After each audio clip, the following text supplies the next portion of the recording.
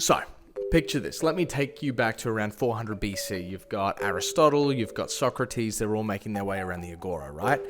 You may ask, what is the agora?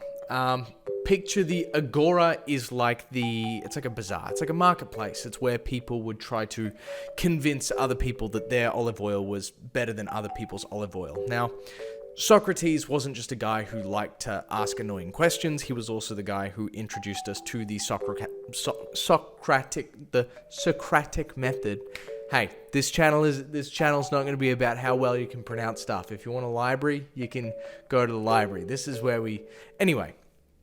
So, I take you back to the agora. So you've got Socrates getting around and he's asking important questions about the marketing of certain things. He didn't know that that's what he was doing, but at its core, he was approaching people and he would ask them really annoying questions that seemed to confabulate people, where he'd say, like, why is your food the best? Why is your olive oil the best? What makes it the best thing? And he was really questioning these fundamental parts of what constituted marketing, right? Which was like, what was these motivators behind it? Now, Aristotle came in with a different approach where you had the logos, you had the ethos, and you had the pathos, right? Now, everyone in marketing has heard about the ethos.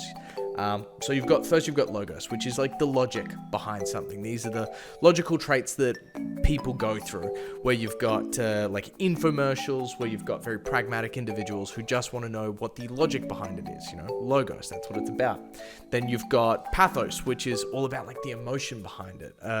When you see heartfelt ads where there's like an old woman trying to make her way up a set of stairs and stuff like that.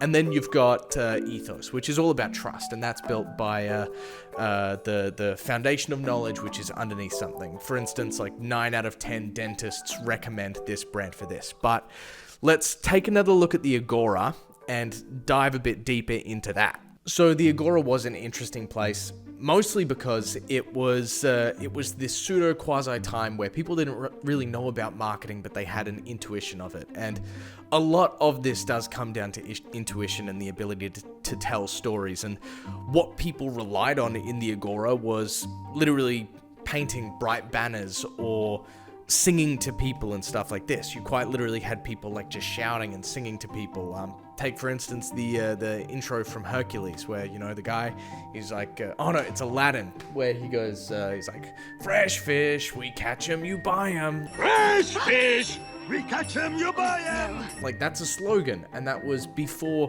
the modern formalized version of marketing really started to take place.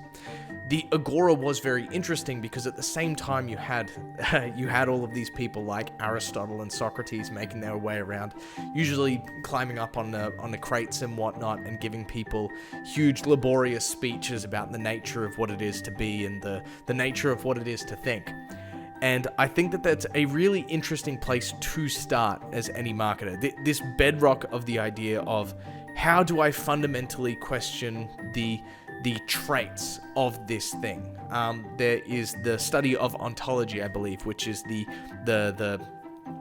stuff that makes up stuff, and these philosophies are all based on this sort of thing, where philosophy is a huge motivator for psychology, which therefore it's a huge motivator for anthropology. It's really at the bedrock and something that can't be ignored when it comes to the genealogy of how did we end up with marketing being the way that it is. So let me go back. We'll talk more about Aristotle. So Aristotle, he pretty much laid the foundation for the idea of the sleazy car salesman. He was the guy who came up with the book on persuasion, which was his book Rhetoric. And that's where he really did dive more into logos, pathos, and ethos. So let's look at how logos would apply to marketing back in the agora.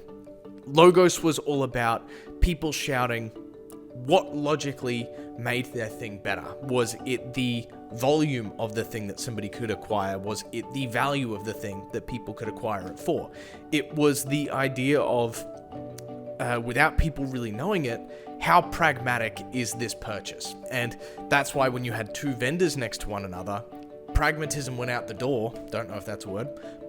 Being pragmatic went out the door because you now had two individuals trying to serve the same thing. You have two fishmongers next to each other. Okay, why would one person purchase from another? And that's where there's a breakdown in the philosophy of the logos in that specific context, right? And that brings us more onto the idea of how people were intuitively engaging in the pathos and the ethos. The pathos being the emotional side of it, and the ethos kind of gets tied up in that as far as the way that most modern day marketers tackle this sort of thought process.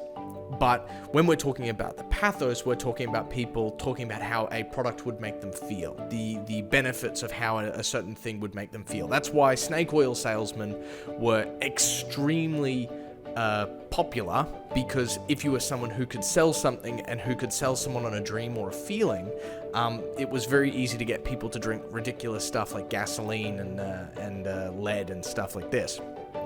And then, of course, you had ethos. Ethos was, all of my friends have purchased from this one place, so I will purchase from this one place. Or somebody who would say, oh, look, I have sold food to the king, I've sold food to the queen, or the emperor, or whoever the hell's in charge at that time. It's now, okay, I sell to these people who are worth something, so therefore, you can have this thing and it's worth quite a bit, right? And that's how people could borrow that brand equity. So to surmise everything that I'm talking about in here and why we have started in ancient Greece, like why are we in 400 BC right now talking about this? This is supposed to be a thing about marketing.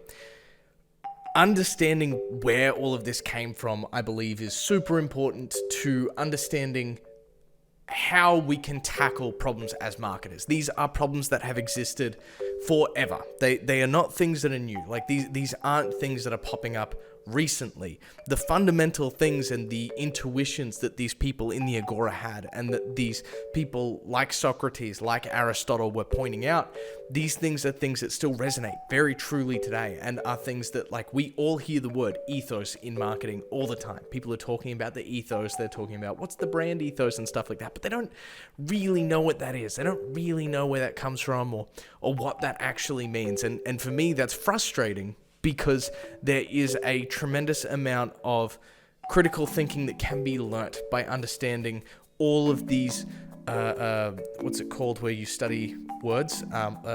Etymology? No, that's the study of insects. Etymology? Maybe? I don't know. Entomology is bugs. Etymology is words. Anyway, look, I'm just throwing this out there. This is the first time that I've ever done an academic breakdown of anything on the internet properly for people, and I think that starting at episode 1, ancient Greece, hopefully over the next 10 episodes these become better, they become more formalized. But what I really wanted to do was get something out there. I wanted to start making content. It's exactly the same as these people in the Agora. They did not think. They weren't worried about exactly what color their banner had to be. They weren't worried about the exactitudes of things they were doing. They were people who were much more pragmatic and went, I need to sell my stuff. I need to work out a way to do it. How can I do it? And in that, I take great inspiration from the idea that we are not that different from ancient Greece, you know? We're not that far away in general. And to that I say, hopefully I see you in the next episode. Hopefully you learned something from this episode. And that's it.